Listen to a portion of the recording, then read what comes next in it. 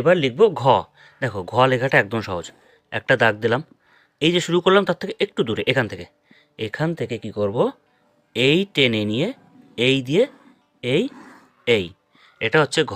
এবার তোমাদের একটা কথা বলি, আমরা এর আগে লিখেছি কিন্তু খ, কয়ের পরে খ, সেটা কিন্তু একটু আলাদা। ওটা কি করে লিখেছি, একটুখানি পাখি ডিমের মতো গোল করে নিয়ে এই ঘুরিয়ে দিয়ে এই দিয়ে এই, এটা কিন্তু একটু আলাদা। এটা দেখো, এটাকে না আমি এখানে মিশিয়ে দিয়েছি এই দাগটার সাথে, আর এখানে এই দাগটা কিন্তু ছিল না, এখানে দাগটা ছিল না, এখানে দাগটা আছে।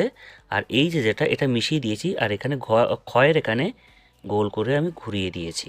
এটাই হচ্ছে খ এবং ঘয়ের পার্থক্য। আশা করি বোঝা গেল।